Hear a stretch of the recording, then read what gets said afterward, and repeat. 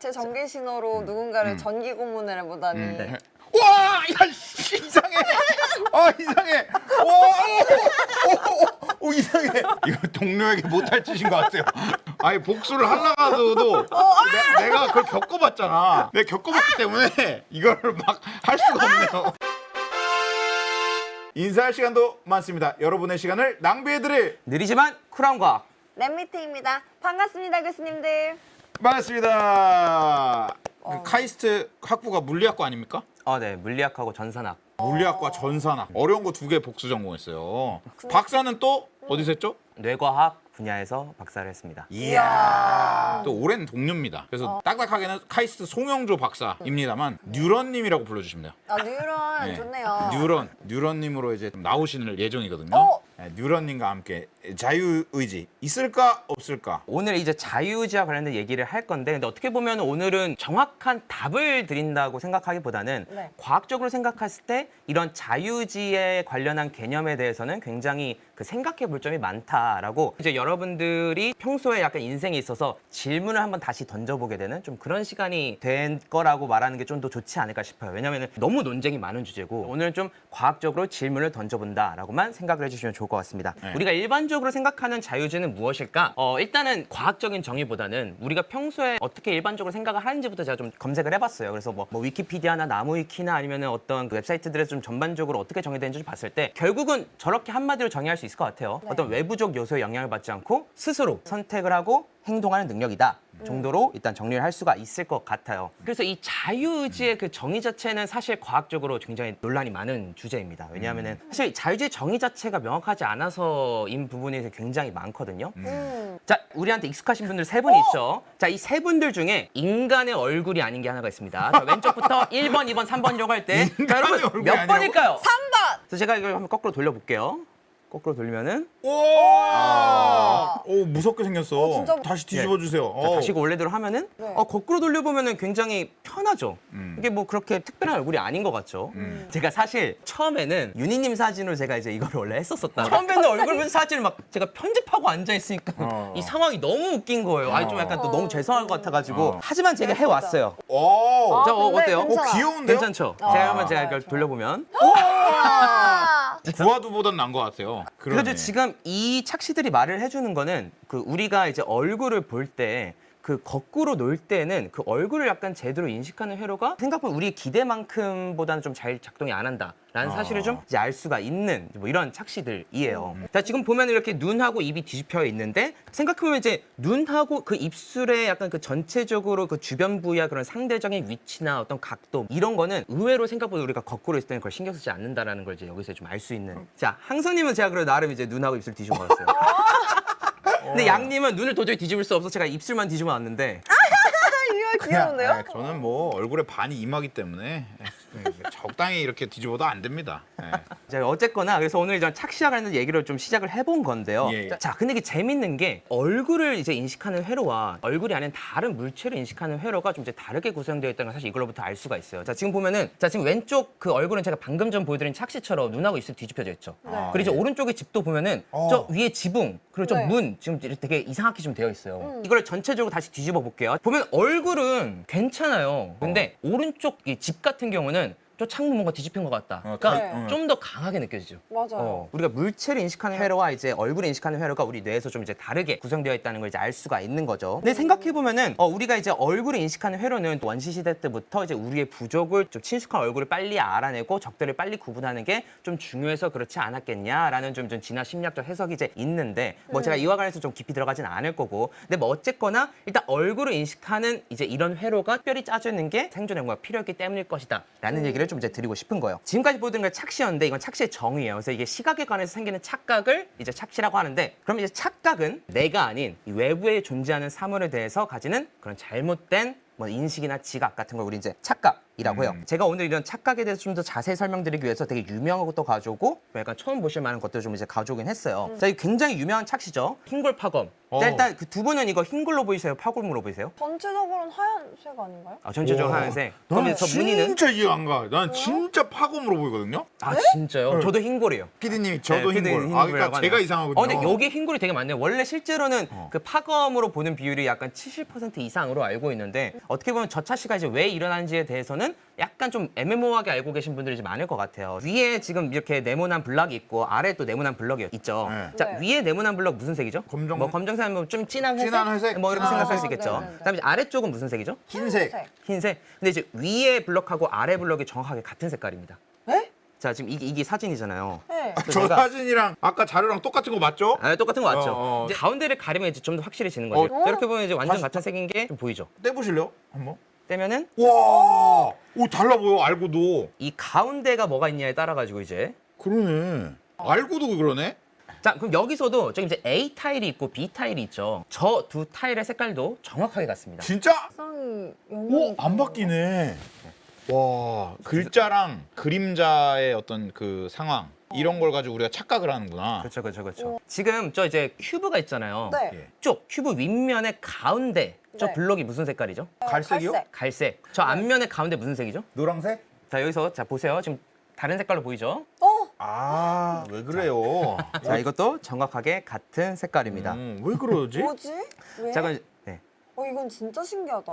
이건 정말 다른 색깔로 보이지 않아요? 예. 네. 지금 이 착시를 통해서 이제 우리가 알 수 있는 거는 이제 우리의 뇌가 그러니까 색을 보정하는 능력이 있다는 걸 알 수가 있어요. 그러니까 우리 뇌는 저 가운데 저 색깔 픽셀 하나만 보는 게 아니라 이 전체적인 맥락과 이게 그림자 안에 있냐 없냐 뭐 이런 정보까지 포함을 해가지고 우리가 이제 해석을 할 수 있다라는 거죠. 근데 이게 생각해보면 이제 왜 중요할까 좀 생각해 보면 자 우리가 신선한 과일 같은 걸 구분을 할 때 생각해보면 우리 신선한 오렌지인지 아닌지를 햇빛 아래에서 볼 때랑 그림자 안에서 볼 때 이걸 색깔을 다르게 느끼면은 문제가 생기겠죠. 근데 분명 동굴 안에서는 얘는 실제로 노란색보다는 좀 더 갈색처럼 보일 확률이 높아요. 그런데 이제 우리 뇌는 이제 여기는 동굴 아니고 그림자 아니고 빛이 되게 적은 상황이기 때문에 실제로는 이거는 되게 밝은 노란색이어야 돼라고 뭔가 해석을 할 수 있는 능력이 존재를 해야 된다라는 소리겠죠. 오렌지 밭에서 딸 때는 저렇게 햇빛 아래서 보다가 저 동굴 안에서 아니면 집 안에서는 되게 다르게 보면 안 되잖아요. 그래서 이제 그런 문제를 좀 해결을 해야 된다라는 거죠. 그래서 이 흰골착 씨가 말해준 게 그거예요. 결국 우리가 이걸 다르게 보는 이유는 뇌가 색을 보정하기 때문인데 근데 그 색을 보정하는 과정이 이게 말해준 거는 사람마다 어느 정도 다를 수도 있다라는 얘기를 이제 해주는 거죠. 보정하는 건 똑같지만 보정할 때 조금 어떤 색을 더 보정하는지 어떤 색을 뭐 더 그렇죠. 빼서 생각하는지 뭐 이런 것들이 사람마다 조금씩 달라질 수 있다라는 소리겠죠. 지금 왼쪽하고 오른쪽 중에 여러분 어느 쪽이 좀 더 길어져 보이세요? 자 왼쪽이 1번, 오른쪽이 2번이라고 할 때. 자 2번. 윤희님은 어떠세요? 2번요. 저도 이번이요. 오른쪽이 더 기울어져 보이네요. 자 근데 지금 이 두 사진은 정확하게 같은 사진입니다. 자 이것도 아, 진짜로 이 사람이 우리 진실되게 삽시다. 어때요? 지금도 여전히 약간 한쪽이 길어져 보여요? 자, 제가 이제 이 위치를 바꿔보겠습니다. 이런 식으로 위치를 바꿔보면은 뭐지? 계속 같은 쪽이 길어져 보일 거예요. 네, 그래요. 그냥 오른쪽에 있는 게 계속 길어져 보여. 네. 이것도 굉장히 이제 중요한 착시 중에 하나예요. 실제로 정말 동일한 아. 건물이 있다면 이렇게 보여야 됩니다. 우리가 이제 미술 시간에 소실점 이런 거 배우잖아요. 그러니까 소실점이 하나여야 돼요. 자, 그래서 소실점을 찍어보면은 이제 두 개의 건물이 하나의 소실점으로 이제 향해 가야 돼요. 왜냐면 저쪽으로 벌써 멀어지니까. 근데 이제 방금 전에 피사의 사탑 같은 경우는 자 이런 식으로 각 하나의 사진마다 소실점이 하나씩 있어요. 그래서 이거를 나란히 놓고 보면은 소실점이 두 개가 된 상황이 되는 거죠. 생각해보면 이게 실제로 같은 사진이기는 하지만 3차원 세상에서 정말 건물이 저렇게 보인다면은 무조건 한쪽이 기울어져 있는 상황인 겁니다. 그래서 우리가 이제 3차원 세상을 좀 더 정확하게 보기 위해서 어떻게 보면 이런 착시가 생겼다라고 생각을 할 수가 이제 있는 거겠죠. 이제 영상을 보여드릴 건데 이제 영상에 이제 두 개의 약간 별로 된 점들이 있을 거예요. 왼쪽 빨간 점에 집중을 하면서 주변에 있는 원들이 어떻게 돌아가는지 보시면 됩니다. 자, 왼쪽 빨간 별 보이시죠? 네. 여기에 집중을 해주세요. 자, 지금 원들이 돌아가고 있죠. 자, 그럼 여러분 모두 노란색으로 시선을 바꿔보세요. 왜요? 자, 그리고 다시 빨간색으로 바꿔보세요. 재밌다. 되게 재밌다 이거. 자, 지금 주변에 돌아가는 원들이 방향이 바뀌는 게 느껴지세요? 예. 네. 그러면 지금 왜 이러는 거야? 내가 보는 그 방향의 그 별 쪽에 있는 원들은 이제 반시계로 돌고 이제 약간 주변 시야에서 보이는 원들은 시계 방향으로 돌지 않아요? 자, 그럼 여러분 여기서 문제입니다. 방금 전에 저 원들은 실제로 반시계로 돌고 있었을까요? 아니면 시계 방향으로 돌고 있었을까요? 반시계 찍기. 정답 보여드리겠습니다. 자, 제가 여기서 검은색 무늬를 없애면 아니 돌긴 돌아. 돌긴 돌. 어때요? 반시계네. 실제로는 둘 다 반시계로 돌고 있었습니다. 여기서 재밌는 거는 저 검은색 무늬가 시계 방향으로 돌고 있어요. 자, 우리의 시각에서 중앙시야하고 주변시야가 하는 역할이 조금 약간 다르다는 걸 이제 알 수가 있는 거예요. 주변시야가 저런 음영의 움직임에 좀 더 민감한 게 아닌가라는 그런 생각을 저 착시로부터 이제 할 수가 있는 거죠. 생각해보면 주변 시야가 음영에 이제 민감해져야만 하는 게 주변 시야는 빠르게 날아오는 물체에 대해서 되게 민감하게 반응할 수 있어야 돼요. 저기서 뭔가 야구공이 날아오고 있는데 우리가 주변 시야만으로 빠르게 인지가 되어야만 우리가 바로 피할 수 있을 거 아니에요. 아, 그쵸. 그래서 굉장히 그 국소적인 변화만으로 우리는 그게 빠르게 움직이는 물체라는 걸 인지를 해야 된단 말이에요. 좀 그렇기 때문에 이제 저런 현상이 벌어지는 게 아닌가라고 이제 생각을 할 수가 이제 있는 거죠. 지금까지 이제 말한 착시는 우리 뇌가 엄청 부족하구나 좀 이렇게 느껴질 수가 있는데 사실 이제 우리가 일반적으로 만나는 상황을 좀 기준으로 생각을 했을 때는 오히려 우리의 뇌는 생존에 최적화하기 위해 이렇게 짜져 있기 때문이다라고 생각해 볼 수가 있는 거죠. 그래서 결국 착각은 자연스럽게 결과물일 거예요. 우리가 이제 지나는 과정에서. 자, 이거 뭔지 아세요? 뉴런. 아, 그렇죠. 뉴런이죠. 뉴런은 전기 신호를 이용을 해가지고 그 신호를 전달한다라는 좀 특징이 있어요. 예, 예, 예. 근데 우리가 보통 이제 뇌 신호를 측정한다라고 하면 가장 많이 떠오르는 이미지가 이걸 거예요. 뭔가 모자를 써서 뇌에 뭔가를 붙여가지고 측정을 하는 건데 결국 이 뇌파의 원리는 그 뇌 안에서 일어나는 그런 뉴런들의 전기 신호를 두피를 통해서 그 전달되는 전기 신호를 읽어내는 게 이제 뇌파의 원리가 될 거예요. 뇌는 전기 신호를 통해서 작동을 한다라는 얘기 이제 드리고 싶은 건데 제가 네. 실험을 하나 좀 준비를 해왔거든요. 자, 그래서 제가 전극을 가져왔어요. 저 드리고. 네. 자, 좋습니다. 자, 사실 얘가 좀 불안하긴 한데 얘가 좀 오래됐거든요. 근데 또 오늘 작동시켜 보니까 얘가 그 사이 좀 나았더라고요. 왜 그래요? 일부러. 네, 자, 이제 손등 해보실래요? 사실 이제 이거는 그 소리가 나오는 건데 원래는 그 비주얼적으로 좀 보여드리고 싶었는데 일단 저희끼리 소리를 조금 들어보도록 하겠습니다. 힘 네. 좀 빼시고 있다가 힘 완전 주시고 이렇게 해보실래요? 오.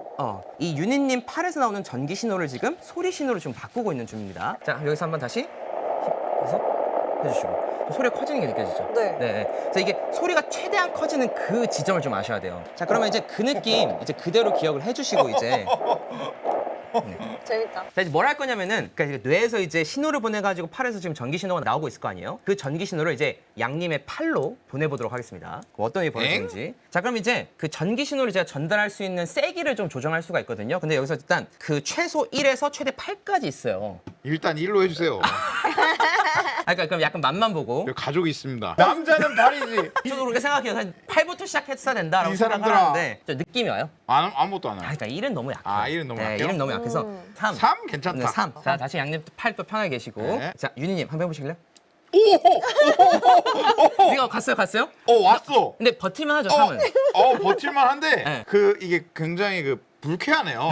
어떤 느낌이냐면 그 눈 밑 떨림 있잖아요. 마그네슘 부족할 때 나오는 현상. 그 느낌이 여기 싹 드네요. 그렇죠.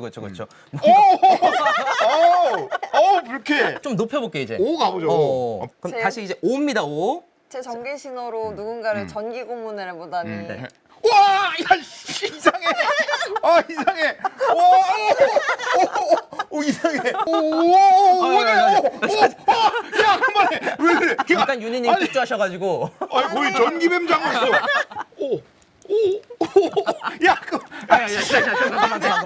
그만. 원래 이제 좀 더 이제 잘 이제 구부러지는데. 제가 이제 신호를 보내는 건가요? 네, 신호를 이제 보내는 겁니다. 세게 올릴게요. 3부터 시작을 해볼게요. 이제 양님의 팔 신호를 윤희님한테 보내보도록 하겠습니다.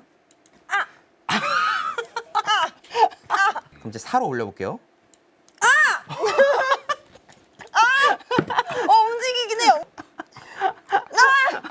이거 동료에게 못할 짓인 것 같아요. 복수를 하려고 해도 내가 그걸 겪어봤잖아. 내가 겪어봤기 때문에 이걸 막 할 수가 없네요. 사실 여기서 중요한 건 이거예요. 여기서 웃긴 거는 자, 힘 완전 빼세요. 제가 이렇게 손을 왔다 갔다 하면은 건 거요? 내가 인위적으로 들어갔나 봐요. 이제 제가 이렇게 하면은 지금 신호가 가질 않죠. 왜냐하면 지금 뇌에서 가는 전기 신호가 없으니까 그런 거죠. 오, 근데 이제 진짜네. 본인의 의지로 팔을 이제 움직여야만 신호가 가는 거죠. 근데 팔을 움직여야 되는데 몸만 움직이네요. 움직이는데 이게 뭐라고 해야 되지? 몸이 더 움직이게 되네요. 그죠? 그러니까 놀래서. 놀래서, 그죠? 자, 그래서 어쨌거나 제가 여기서 이제 말씀드리고 싶은 거는 우리의 뇌가 결국 전기 신호를 이용해가지고 우리의 몸을 움직인다라는 사실을 좀 이제 실험적으로 좀 보여드리려고 했던 거였어요. 근데 이건 사실 그 예전에 김대수 교수님께서 한번 이건 다룬 적이 있어가지고 뭐 이제 자세히 말씀드리지는 않겠지만 이 실험 자체는 쥐의 뇌의 어떤 부위를 이제 자극을 해가지고 이제 그 쥐의 공격성을 높이고 그다음에 어떤 또 부위를 자극했을 때 쥐가 한 방향으로만 막 돌게 하고 이런 거를 이제 만들었던 거죠. 귀뚜라미가 있는데 지금은 귀뚜라미에 별로 관심을 안 가지죠. 근데 네. 이제 빛을 쏴가지고 뉴런을 자극하면은 와. 귀뚜라미를 저렇게 쫓아가죠. 광유전학을 이용해가지고 이제 신호를 전달하는 건데 이 모든 거의 원리 자체가 생각을 해보면은 결국은 뇌에 어떤 전기 신호를 줘가지고 동물의 움직임을 제어할 수 있다라는 교훈을 얻게 되는 거죠. 저건 근데 쥐에서만 그런 거냐라고 할 수도 있잖아요. 근데 사실 사람한테도 가능합니다. 근데 사람한테는 이제 TDCS라고 저는 되게 약한 전류를 이제 뇌에다가 흘려보내는 거거든요. 저 TDCS를 이용해가지고 뇌에 약한 전류를 흘려보내면은 실제로 약간 어떤 사람의 어떤 선택의 경향을 어느 정도 바꿀 수 있었다라는 이제 실험의 사례도 존재합니다. 이것들을 통해서 우리가 알 수 있는 거는 우리의 뇌는 결국 전기 신호를 이용을 해서 선택을 하는구나, 행동을 만드는구나.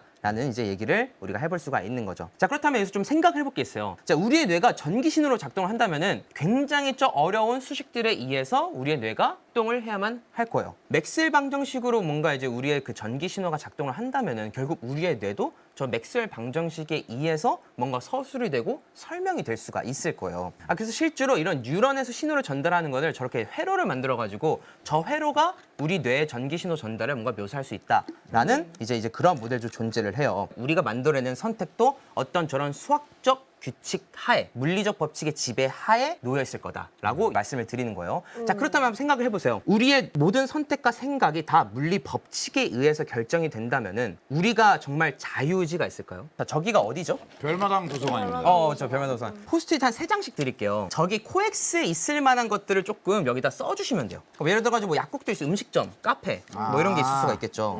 네. 제가 일단 이렇게 4개만 먼저 보여드릴게요. 네. 자, 제가 이제 그 여러분들한테 자유롭게 이제 몇 번 움직일 기회를 드릴 거예요. 예를 들어가지고 제가 4번 움직여야 된다라고 하면은 헤어샵에서 만약 출발했다고 생각을 해볼게요. 만약 4번 움직이면은 하나, 둘, 셋, 넷 아니면은 뭐 하나, 둘, 셋, 넷 이렇게 그러니까 가로 아니면 세로로 이제 네. 움직일 수가 있는 거예요. 근데 문제는 대각선으로 안 됩니다. 자, 그럼 이제 그 여러분 모두 지금 이 4개 장소 중에서 한 군데만 생각을 해보세요. 위치를 좀 옮기고 이제 나머지 쓰신 것들 다 하도록 하겠습니다. 자, 다들 생각하셨죠? 자, 지금부터 생각하신 그 위치에서 제가 4번 움직일 기회 드리도록 하겠습니다. 자, 지금부터 준비하시고요. 자, 지금부터 시작! 하나, 둘, 셋, 넷. 자, 움직이셨나요? 네. 그러면은 제 생각에는 자, 약국은 아닌 것 같아요, 여러분. 자, 이번에 제가 5번 움직일 기회 드리도록 하겠습니다. 자, 지금부터 시작! 하나, 둘, 셋, 넷, 5. 자, 움직이셨나요? 네. 예. 제 생각에는 자, 잠바주스는 아닌 것 같아요. 다시. 자, 이번에는 2번 움직이겠습니다. 자, 시작! 하나, 둘. 자, 움직이셨나요? 네. 예. 자, 제 생각에 헤어샵은 아닌 것 같아요. 같은 반응이에요. 자, 이제 3번 움직일 기회 드리도록 하겠습니다. 자, 시작! 하나, 둘, 셋. 제 생각에 자, 라이브 플라자고 안내선 아닌 것 같아요. 자, 다시 자, 3번 움직일 기회 드리도록 하겠습니다. 자, 시작! 하나, 둘, 셋. 제 생각에 옷가게는 아닌 것 같아요. 자, 마지막으로 한 번 움직일 기회 드리도록 하겠습니다. 시작! 하나. 잘 움직이셨나요? 예. 제 생각에는 카페에 있을 것 같습니다. 카페에 계신가요? 네. 저도 카페에 있습니다. 자, 한번 생각을 해볼게요. 저게 신기하긴 한데 사실 저거는 수학적 규칙에 의해서 반드시 카페로만 가야 하는 그쵸. 그런 실험이었어요. 맨 처음에 4번 움직여라 할 때 딱 보니까 어디에서 시작하든지 도착할 공간들이 어느 정도 정해져 있더라고요. 근데 그게 계속 정해져 있다가 카페까지 수렴한 거잖아요. 근데 생각해보면은 그래도 저게 뭔가 그 진행이 될 때 되게 신기하다. 어떻게 알았지? 라고 느끼시는 분들이 그래도 많았을 거예요. 지금 딱 제가 말씀드리고 싶은 게 바로 저 상황이거든요. 우리의 뇌가 어떤 수학적 규칙에 의해 가지고 선택을 만들어내는데 우리가 그 과정이 이제 너무 복잡해가지고 이제 모를 수 있다면은 우리는 뭔가 자유의지를 느끼고 어떻게 내 선택을 알 수 있고 결정이 될 수 있지? 라고 느낄 수 있다. 뭔가 이런 얘기를 좀 이제 메인으로 드리고 싶었던 거였어요. 자, 생각해보면은 그 벤자민 리벳이라는 이제 그 신경생리학자분이 있는데 이분이 했던 실험이 자유의지 쪽에서 굉장히 핫한 이슈였었어요. 제가 영상을 보여드릴 거예요. 영상을 이제 보시면서 손등을 한번 눌러주시면 되는데 어떻게 하냐면은 정말 여러분이 원하는 시간에 아무 때나 그러니까 정말 오래 기다려도 괜찮고 내가 이때 됐다 라고 했을 때 손등 한번 탁 쳐주시면 되는 거예요. 시작! 한 번만 치면 돼요? 네, 한 번만 치면 돼요. 네. 보통 한 이쯤 되면 사실 이제 많은 분들이 아마 치셨을 거고 그래도 약간 그래도 몇몇 분들은 뭔가 끝까지 뭔가 기다려 보려는 그런 게 있을 거예요. 이것도 그게 뭐 숨어 있지 않습니다. 왜 이렇게 왜 이렇게 내가 의심을 언제 하세요? 쳤는지 왜 알아? 의심을 어, 하세요? 그러니까. 좀 뭔가 시작하자마자 좀 치는 분도 있고, 뭐 3시에 쳤다. 또 적당한 뭐 이제 위치를 기억하시면 되는 거예요. 자, 그냥 여기까지만 할게요. 너무 뭐 2분 동안 오래 기다리는 건 예. 힘드니까. 여기서 말씀드리고 싶은 거는 벤자민 리벳이 이제 이런 실험을 한 거예요. 네. 그래서 이거를 하면서 뭘 했냐면은 네. 그 이제 뇌파 캡을 씌운 다음에 그래서 뇌에서 나오는 전기 신호를 측정을 한 거거든요. 예. 그래서 이제 그때 무슨 일이 벌어지냐면은 그 버튼을 이제 누르기 전에 0.2초 전에 내가 이 시점에서 누르고 싶은 욕구가 생겼습니다라고 뭔가 얘기를 해요. 근데 뭐 당연하죠. 근데 여기서 되게 재밌는 거는 그 내가 버튼을 누르고자 하는 의지가 생기기 전에 0.8초에서 1초 정도 전에 이미 뇌파가 반응하고 있다라는 거예요. 나는 분명 정말 아무 때나 누르라고 했고 생각하지 말고 아무 때나 눌러 뭐 이런 식으로 인스트럭션을 주더라도 뭔가 뇌파 신호가 이미 무의식적으로 미리 반응을 하고 있다라는 거죠. 근데 사실 이제 여기서 좀 애매한 게 1초라는 게 좀 애매할 수가 있어요. 사실 1초는 약간 실험적인 오차일 수도 있고 우리 뇌 생각하는 약간 시간도 있으니까 또 그것도 전기 신호로 이루어질 텐데 그런 거 아니냐라는 사실 비판이 많았었거든요. 그래서 2008년도에 이제 존 딜런 헤인즈라는 이제 그 신경 과학자분이 이제 fMRI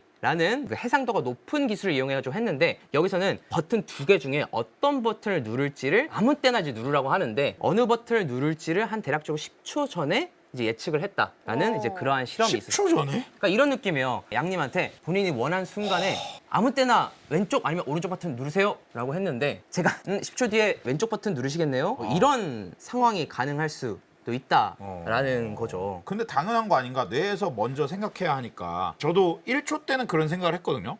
근데 10초는 생각보다 되게 놀랍긴 하네요. 확률 100%인가를 물어보셨는데 당연히 그 100%는 아닙니다. 왜냐하면 일단 그 신경 자체에 일단 잡음도 있고 하기 때문에 결국 우리가 할 수 있는 거는 우연보다 높은 확률로 가능을 했다라는 건데 10초 전에 어떤 뇌 신호가 있으면은 거기서 10초 후에는 왼쪽으로 고를 확률이 높을 수밖에 없다. 라는 이러한 계산을 우리가 할 수가 있다라는 거예요. 이 연구가 의미하는 바가 우리가 어떻게 보면 생각해서 하는 게 아니라 어떤 수학적으로 혹은 뇌의 어떤 그 알고리즘에 의해서 돌아가는 걸 수도 있다. 이런 얘기를 제시하는 건가요? 그렇죠. 모든 뇌과학자들이 결국 동의하는 거는 벤자민 리벳의 실험 자체는 이것 때문에 자유의지가 없을 거다라고 되게 뭐 벤자민 리벳이나 이걸 옹호하는 사람들이 많이 주장을 했지만 사실 그거 자체는 비판을 많이 받고 있어요. 하지만 그 벤자민 리벳 실험 이러한 유의 실험들이 말을 해주는 거는 결국 그 우리의 뇌도 뭔가 물리 법칙 하에서 돌아가는 거고 결국 전기 신호 하에서 작동을 하는 거다. 우리의 의식이나 우리의 뭔가 영혼은 뭔가 이제 물리적 세계와는 조금 동떨어져 있을 수 있다라는 되게 느낌을 많이 받잖아요. 근데 하지만 결국 우리의 의식이나 생각도 사실은 이런 물리적 법칙에 지배를 받는 우리는 그런 동물이다라는 이제 얘기가 되게 되는 거죠. 인사할 시간도 많습니다. 여러분의 시간을 낭비해드릴 느리지만 쿨한 과학.